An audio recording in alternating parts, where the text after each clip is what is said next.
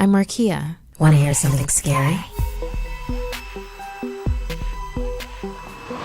Haunted VR. January is a time to make resolutions. Many of us work on goals like health, travel, and breaking bad habits. In some cases, people work on facing their fears. In this tale inspired by Olivia, embracing technology is tricky for a sheltered young woman. Is she right to distrust the eyes and modern hardware that echoes her deepest fears? The car crash replays in my head all the time. The onboard computer fritzing out, the screech of brakes locking, the terror in my parents' voices. Mom and Dad were gone forever, and I was the only survivor. They said it was a freak accident, but my grandparents didn't accept that. They never trusted technology again. They seemed to believe something insidious was lurking behind those screens, plotting, calculating, just waiting to sink its claws into me, like it did my parents. My grandparents raised me to be afraid of computers, cell phones, all smart electronics. We only had landlines, old TVs. It was as if I was raised in the 70s. But I was a 21st century kid. I needed a phone to fit in with my friends and text my crush without my grandparents listening in. I begged for one until they finally agreed. But my adjustment to life with a phone wasn't going smoothly. I felt less weird around my friends, but guilt from my upbringing would find ways to seep in. Sometimes, in the middle of the night, I would hear whispers coming from my phone. Did I leave music playing?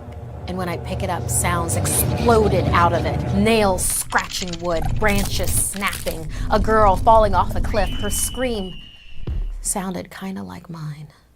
My mind was playing tricks on me, and my friends thought I was crazy.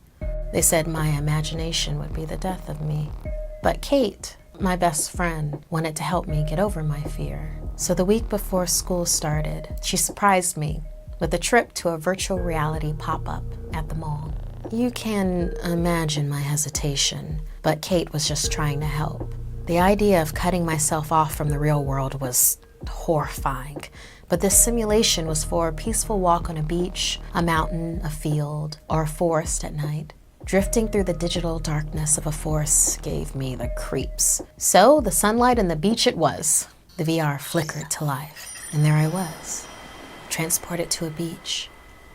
Turning my head, I could see crystal clear water, the sound of seagulls, gentle waves. It wasn't real, I reminded myself, but it's like I could feel the warm sun on my face. This was actually nice. Maybe not all technology was bad. But then everything went black. The beach was gone. What happened? I asked, panicking to no response, and then the sounds of nails on wood, branches snapping, and a scream. But where was it coming from? The VR world flickered back to life. I was in the middle of a digital forest, full of fog and shadows. A dense wind spiraled around me. Reaching for my headset, I knew I was not supposed to be here. Then something moved out of the corner of my eye. A cloaked figure in the trees. Another, then another, until they were all around me, slipping in and out of the darkness as if they were made out of it, their claws scratching the trees, branches breaking under their feet. This wasn't some virtual reality trick. This was real, and there was only one thing to do: run. I weaved through the trees as the figures desperately clawed after me. Then something stopped me. In the real world, I had hit a wall. A figure grabbed my shoulder and scratched. The pain was real, but there was no way the scratch was, right? Kate's voice drifted in and out from the mall, which seemed so far away. I could hear the worry in her voice.